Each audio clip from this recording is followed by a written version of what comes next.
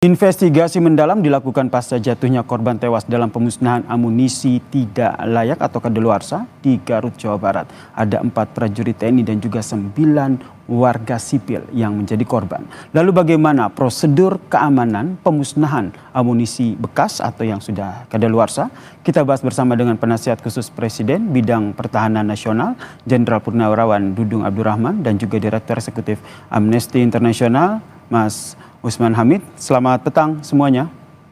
Selamat petang.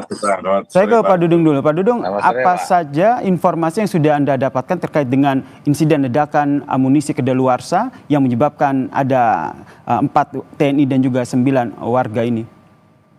Terima kasih, Mas. Kebetulan semalam saya melayat ke rumah duka karena memang korban Kolonel CPL Antonius itu mantan anak buah saya pada saat saya dan Dinma Mabes TNI. Beliau sebagai Gansat Harpal.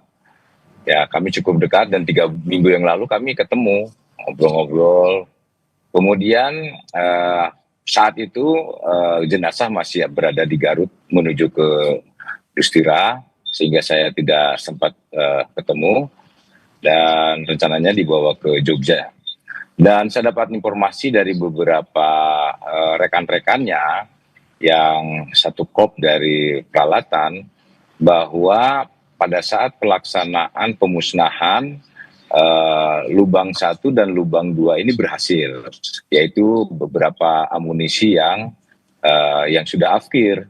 Kemudian di lubang berikutnya, lubang ketiga itu sebetulnya dalam rangka pemusnahan detonator. Jadi detonator dimasukkan di dalam drum, ada 2 drum, kemudian lubang itu sudah digali, dan rencananya itu tadinya biasanya itu akan menggunakan air laut, karena itu prosesnya biasanya lebih cepat. Namun tiba-tiba pada saat dimasukkan ke dalam lubang terjadi ledakan. Jadi ledakan itu bukan dari munisi, justru dari detonator, itu yang saya tahu. Dan informasi ini saya klarifikasi juga dengan Dandim setempat, Dandim Garut, rupanya emang demikian terjadi adanya. Berarti ada lubang begitu ya yang dibuat untuk memusnahkan amunisi tersebut. Nah, terkait dengan lubang tersebut, apakah Anda juga sudah melihat dan juga mendapatkan informasi termasuk foto yang juga beredar terkait dengan ada lubang yang dibuat untuk memusnahkan amunisi ini, Pak Dudung? Kalau lubang yang dibuat untuk memusnahkan amunisi memang dibuat yang foto beredar itu. Kemudian ada lubang satu lagi yang memang dibuat, yang digali oleh masyarakat juga di situ untuk disiapkan memusnahkan detonator. Jadi demikian, Pak. Baik, kami coba tampilkan visual lubang yang dibuat untuk pemusnahan amunisi, bisa kita katakan sumur. Pak Dudung bisa melihat visual ini? Apakah betul bisa. Lubang yang tadi dimaksudkan oleh Pak Dudung ini adalah lubang ini? Kan ada 3 lubang. Jadi lubang ini lubang 1 dan lubang 2. Ini kan amunisi yang diafkir. Tapi yang khusus detonator itu lain lagi. Detonator kan sebetulnya peledak yang apabila diaktifkan itu harus melalui proses pengaktifan melalui aki ya, atau baterai. Nah, saya juga heran kok bisa detonator meledak tanpa alat pemicu, ya, tanpa alat pemacunya. Karena kalau detonator itu diledakkan, biasanya menggunakan TNT, diledakkan itu harus ada alat pemicunya. Nah, ini tanpa alat pemicu, saya tidak tahu persis apakah faktor panas atau dan sebagainya, tapi kok bisa meledak di drum itu. Baik, ini saya dengar tim investigasi sudah turun di lapangan. Betul. Kepastiannya nanti kita dengar saja. Baik, Pak Dudung, saya konfirmasi lagi, berarti visual lubang ini adalah salah satu lubang yang memang digunakan ataupun dibuat untuk pemusnahan begitu ya. Kalau di visual ini kan kalau kita lihat, Pak Dudung, ini kan mereka memindahkan amunisi-amunisi ini kan dengan tangan langsung begitu. Ini memang seperti itu prosedurnya? Ya memang kan ini amunisi afkiran ini kan sebetulnya sudah tidak aktif, tidak layak ya, sehingga ini tidak bisa digunakan secara aktif. Oleh karenanya mereka pun sudah terbiasa melakukan seperti ini dan ini nantinya akan dimusnahkan. Oleh karenanya hal-hal seperti ini sudah terbiasa bagi mereka lakukan karena saya yakin sumbu peledaknya juga sudah dinonaktifkan oleh mereka. Namun ini harus dimusnahkan karena digunakan pun sudah tidak mungkin. Oleh karenanya jalan satu-satunya harus dimusnahkan dengan cara seperti itu. Baik, saya ke Mas Usman Hamid. Mas Usman Hamid, yang jadi sorotan adalah terkait dengan keterlibatan warga sipil begitu. Apa yang Anda lihat dari keterlibatan warga sipil dalam pemusnahan amunisi yang akhirnya mereka pun jadi korban tewas? Ya, pertama saya ingin berbelasungkawa untuk seluruh keluarga korban yang kehilangan anggota keluarga tercintanya di dalam insiden peledakan amunisi di dalam kasus Cilong atau Garut, dan saya kira ini harus diusut dengan cara yang lebih kredibel, melibatkan unsur di luar TNI juga. Bagaimanapun juga semua keluarga korban dan juga masyarakat ingin tahu apa yang sesungguhnya terjadi. Yang dijelaskan oleh Pak Dudung tadi hal yang bermanfaat, tetapi akan jauh lebih bermanfaat seandainya hasil investigasi itu benar-benar mengumpulkan keterangan, mengumpulkan bukti, mengumpulkan petunjuk selengkap-lengkapnya, memeriksa pelaksanaan standar operating procedure, memeriksa standar pengamanan lokasi, dan seterusnya. Itu semuanya akan jadi pembelajaran yang baik ke depan supaya tidak terulang lagi. Mengenai pelibatan warga sipil, ini juga harus diperiksa. Mengapa warga sipil atau warga biasa misalnya juga ikut dilibatkan di dalam katakanlah pemusnahan amunisi, pemusnahan detonator atau pemusnahan bahan-bahan yang dianggap sudah afkir gitu. Nah, tadi kita mendengar keterangan dari TNI, misalnya Kapuspen kalau tidak salah, menjelaskan bahwa pelibatan warga sipil itu karena mereka sedang mencari serpihan logam. Nah, pernyataan seperti ini sebenarnya pernyataan yang terlalu tergesa-gesa, terlalu terburu-buru, sehingga ada kesan menyalahkan warga biasa yang masuk ke wilayah pemusnahan untuk mencari katakanlah serpihan logam yang bisa diperjualbelikan. Nah, di sisi lain, keterangan semacam itu justru memperlihatkan TNI tidak profesional, memperlihatkan bahwa proses pengamanan area, proses pengamanan pemusnahan bahan peledak, pemusnahan bahan amunisi maupun detonator dan lain-lainnya itu tidak dilaksanakan dengan cara-cara yang benar gitu. Dengan kata lain, tadi Bung Anton Aliabas di awal sudah menjelaskan harus ada jarak yang jelas. Nah, di dalam hukum-hukum humaniter itu disebut sebagai jarak humaniter. Jadi keberadaan pasukan perang saja itu harus punya jarak yang jelas dengan komunitas penduduk warga sipil gitu. Apalagi dalam kasus ini menyangkut bahan-bahan amunisi atau bahan-bahan peledak yang berisiko tinggi. Tentu kita mengerti bahwa bahan-bahan itu adalah bahan-bahan amunisi yang sudah kadaluarsa. Tetapi pengalaman telah menunjukkan, sejarah juga telah menunjukkan dari Perang Dunia Pertama, Perang Dunia Kedua, bahkan ranjau-ranjau yang dipandang sudah daluarsa saja itu masih membuka kemungkinan adanya ledakan. Jadi, berarti menurut Anda, Mas Usman, adanya keberadaan warga ini menunjukkan ketidakprofesionalan TNI dalam menerapkan prosedur pemusnahan amunisi. Ini yang ingin saya tanyakan kepada Dudung. Baik, begini Mas, memang saya dapat informasi pun inilah kebiasaan-kebiasaan yang sering dilakukan dan menurut saya ini perlu kita evaluasi karena memang apapun kalau melibatkan masyarakat, saya mendengar informasinya bahwa pelibatan itu pada saat penggalian lubang biasanya dimanfaatkan oleh masyarakat.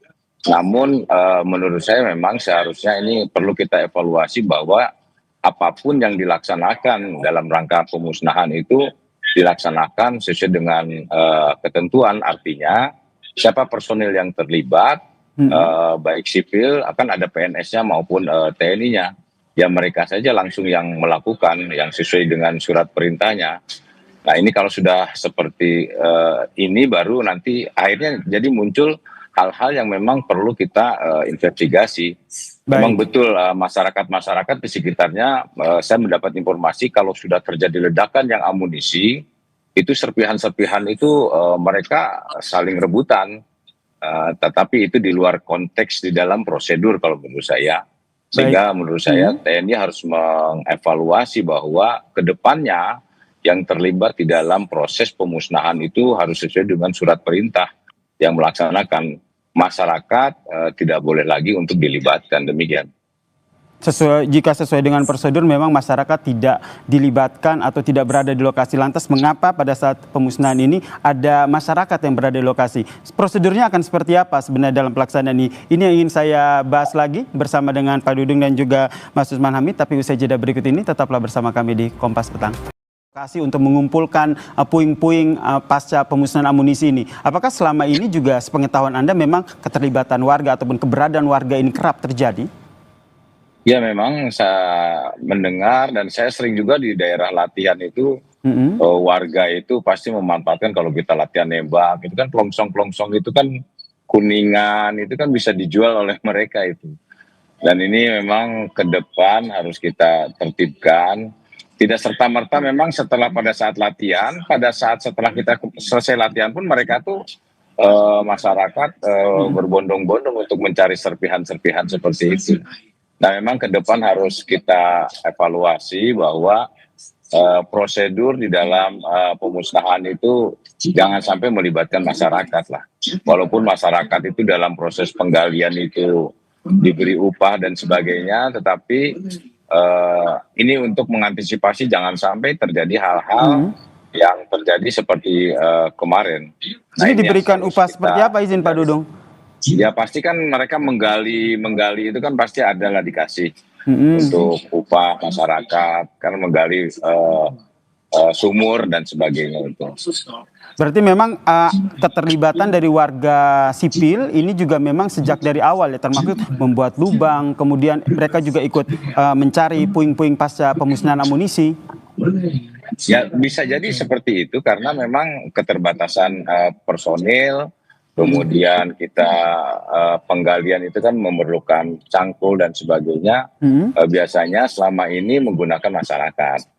Tetapi pada saat proses pemusnahan itu masyarakat jauh dari mana-mana dan sebelumnya juga pada saat akan pemusnahan itu jauh-jauh hari sebelumnya itu kan mereka tuh kurang lebih sekitar 2 minggu ada di sana itu. Nah kemudian ada himbauan biasanya pada saat kita latihan apalagi ini pemusnahan. Nah saya juga belum monitor kok sampai terjadi ada pelibatan masyarakat yang cukup banyak dari 13 ada 9 masyarakat yang dilibatkan. Mas Usman melihatnya seperti apa? Nampaknya pelibatan ataupun keberadaan warga sipil ini memang sudah kerap terjadi pada saat pemusnahan amunisi. Apakah Anda melihat di sini ada kelalaian ataupun pembiaran terkait dengan pelaksanaan prosedur pemusnahan amunisi? Ya, yang pasti itu kecerobohan, itu memandang remeh proses pemusnahan amunisi. Amunisi itu bukan barang biasa, bukan logam biasa. Ya, memerlukan penanganan yang hati-hati dan harus dibekali dengan keahlian. Tidak mungkin misalnya seseorang yang tidak punya pengetahuan sama sekali tentang bahan amunisi lalu menangani proses pemusnahannya, itu sangat berbahaya. Bukan hanya masyarakat sipil atau masyarakat biasa, tapi juga anggota TNI. Tidak semua anggota TNI kan dibekali pengetahuan dan keahlian untuk menangani amunisi. Karena itu saya kira ini harus diusut sampai tuntas gitu. Dan unsur investigasi ini harus melibatkan bukan hanya unsur di dalam TNI tetapi juga unsur di luar TNI. Komisi 1, Komisi Bidang Pertahanan juga harus mengambil peran yang optimal untuk memastikan bahwa seluruh fakta yang terjadi di balik peristiwa ini bisa diketahui sehingga keluarga korban juga memiliki hak untuk mengetahui apa yang sebenarnya terjadi. Komnas HAM saya kira ini juga penting untuk dilibatkan karena bagaimanapun juga ada kewajiban negara untuk memastikan hak hidup dari manusia itu terlindungi, baik anggota TNI maupun warga biasa yang dalam hal ini juga menjadi korban. Bahkan kepolisian sebenarnya wajib untuk ikut serta di dalam melakukan proses penyelidikan terhadap perkara ini. Karena kejadian itu ada di wilayah kepentingan umum, terutama di wilayah BKSDA. Tadi Pak Dudung sudah jelaskan itu, dan itu artinya bukan di wilayah lingkungan internal militer. Dan ini ke depan dalam kebijakan pertahanan, kebijakan militer juga harus diperhatikan agar ada tempat-tempat yang memang disediakan oleh negara untuk perlengkapan dan segala alat utama sistem persenjataan, termasuk proses pemusnahan. Karena tidak boleh sembarangan digunakan, tidak boleh sembarangan diletakkan, dan karena itu ada banyak kebutuhan untuk menyusun kebijakan yang komprehensif ke depan. Kebijakan dalam konteks penggunaan, produksi, distribusi, sampai dengan pemusnahan alat-alat bahan peledak atau misalnya bahan-bahan amunisi. Berarti Dan investigasinya tidak hanya berdiri sendiri ya, tapi ada pelibatan pihak lain begitu ya, Pak Usman. Saya ke Pak Dudung. Pak Dudung, apakah Anda melihat ada indikasi adanya kesalahan prosedur di situ sehingga nanti ada dalam investigasinya ada pihak yang harus bertanggung jawab begitu dalam insiden ini? Evaluasinya seperti apa? Nanti akan dijawab Mas pada saat hasil investigasi. Karena memang saat ini kita belum tahu persis bagaimana kejadiannya. Namun yang jelas betul tadi kata Mas Usman, bahwa prosedur itu betul-betul harusnya dilakukan oleh tenaga-tenaga profesional, sehingga meletakkan amunisi dan sebagainya tidak semua tentara pun sanggup. Itu hanya kecabangan CPL atau Perlengkapan Militer. Dan itu yang terjadi itu justru di luar dugaan itu karena apa nih Mas? Saya juga heran. Ini detonator yang kalau misalnya terjadi ledakan itu pasti harus ada alat pemicu. Itu detonator, itu sistemnya yang terjadi. Tapi kenyataannya justru detonator itu dimasukin drum, kemudian akan dipindahkan. Makanya kemungkinan besar menurut saya pihak TNI yang ada di situ juga sudah memperkirakan keterlibatan masyarakat itu hal-hal yang tidak mungkin terjadi. Karena kalau yang di lubang tadi yang visual tadi itu kan tidak ada masyarakat, itu anggota TNI betul yang betul-betul. Baik, sehingga kita tinggal menanti ya seperti apa investigasi yang dilakukan. Terkait dengan investigasi ini, terakhir Pak Usman singkat saja, Anda tadi mendorong investigasi menyeluruh. Ada pihak lain yang terlibat, siapa saja pihak-pihak ini? Yang pertama adalah Komnas HAM, yang kedua adalah kepolisian, dan yang ketiga saya kira Komisi 1 DPR RI juga harus membentuk tim pencari fakta untuk memanggil semuanya dan meminta keterangan semua pihak sehingga diperoleh fakta-fakta yang lengkap, baik itu dari kepolisian, dari TNI, dari Komisi Nasional Hak Asasi Manusia, dan juga dari Komisi 1 sendiri, sehingga bisa dirumuskan ke depan kebijakan perbaikannya dan tidak lagi terulang kembali di masa-masa yang akan datang. Baik, terima kasih Penasihat Khusus Presiden Bidang Pertahanan Nasional, Jenderal Purnawirawan Dudung Abdurrahman, dan juga Direktur Eksekutif Amnesty International, Pak Usman Hamid, telah bergabung bersama kami di Kompas Petang. Salam sehat semuanya. Terima kasih. Mas. Sehat.